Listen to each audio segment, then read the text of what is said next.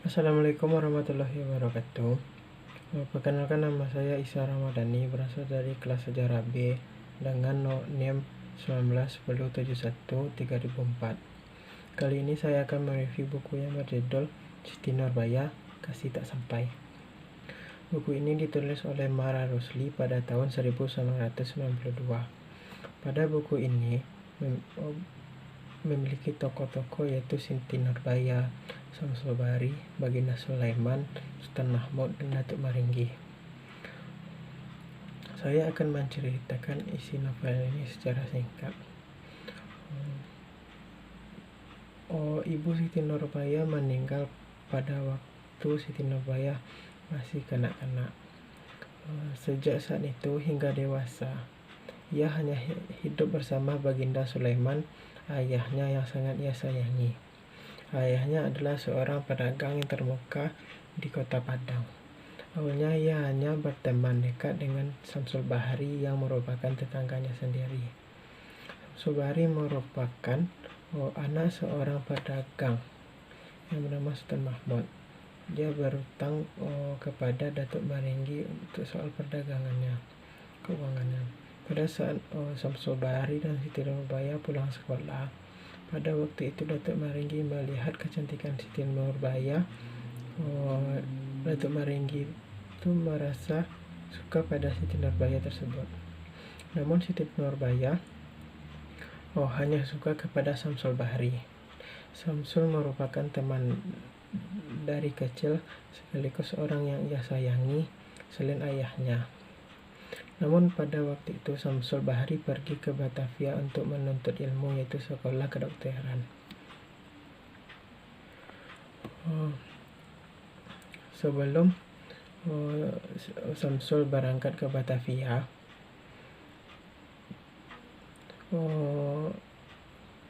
Samsul Bahri mengungkapkan perasaannya ke Siti Nurbaya, bahwa Samsul Bahri cinta kepada Siti Nurbaya.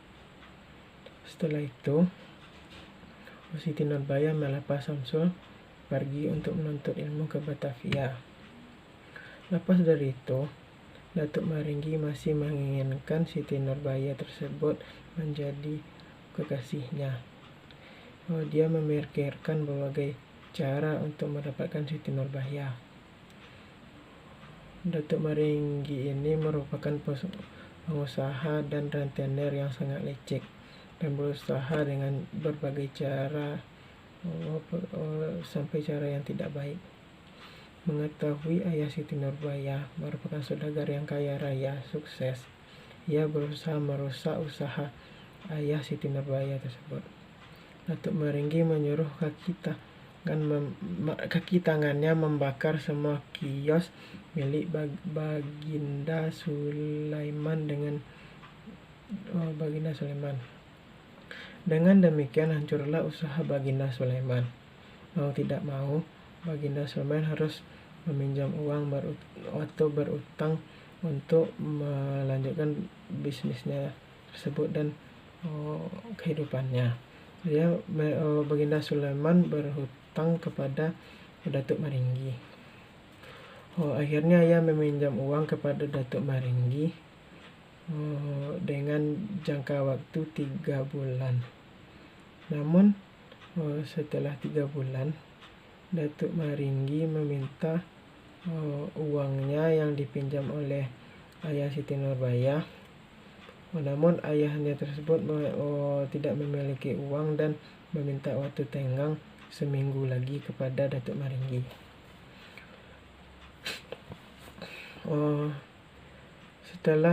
Setelah berjalan seminggu, pesuruh Datuk Maringgi datang lagi untuk meminta uang yang dipinjamnya kepada Datuk Maringgi. Namun ayah Siti Nurbaya tidak memiliki uang dan tidak mampu membayar utangnya tersebut. Pesuruh itu memberikan penawaran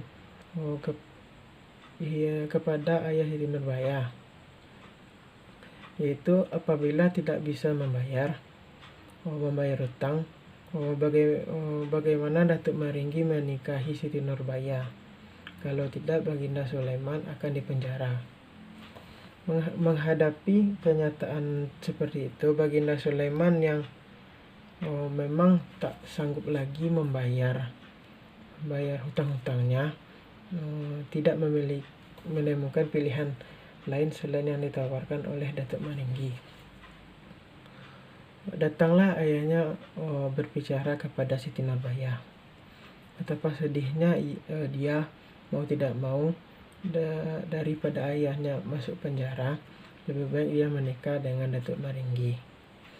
Siti Nurbaya berkirim surat kepada Samsul bahwa dia akan menikah dengan Datuk Maringgi.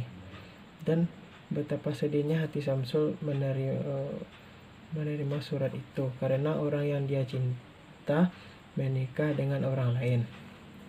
Setelah beberapa menikah, ayah Siti Nurbaya mengalami sakit. Ia tidak mau makan dan tidak mau berbicara. Kemudian Samsul Bahri datang dari Batavia karena libur sekolah. Ayah Siti Nurbaya meminta maaf dan meminta Samsul Bahri menjaga Siti Nurbaya.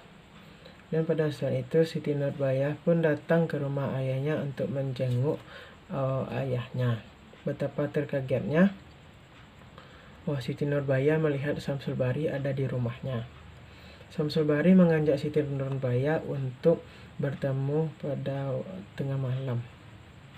Tetapi Datuk Maringgi menangkap mereka berdua pada saat bertemu tersebut. Betapa malunya ayah Samsul Bahri karena Samsul telah mencemari nama baik keluarga mereka. Mendengar keributan di tengah malam, ayah Siti Nurbaya menguatkan diri untuk keluar rumah. Namun sayang, ia jatuh saat menuruni tangga dan meninggal. Sangat terpukul hati Siti Nurbaya. Lalu Samsul diusir ayahnya dan kembali ke Batavia.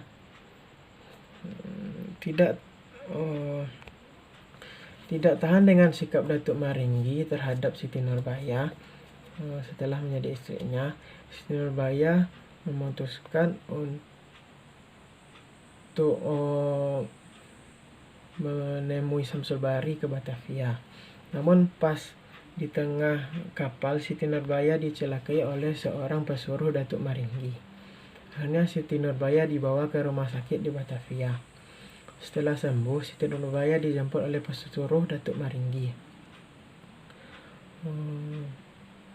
untuk pulang ke Padang. Yang bawahnya ia mengirim surat pernyataan yang berisi Siti Nurbaya telah mencuri segenap harta yang dimiliki Datuk Maringgi. Betapa terkejutnya Siti Nurbaya. Setelah sehat, Siti Nurbaya pulang ke Padang. Di Padang sambil menunggu waktu sidang dengan kasus Datuk Maringgi, ia bercengkrama dengan sepupunya. Waktu itu datanglah penjual kue yang tidak seperti biasanya, tidak familiar. Ia bertanya bahwa orang yang menjual kue itu baru pertama kali menjual kue di sini dengan gaya yang aneh. Namun Siti Nurbaya tidak mengiyakannya atau tidak menghiraukannya.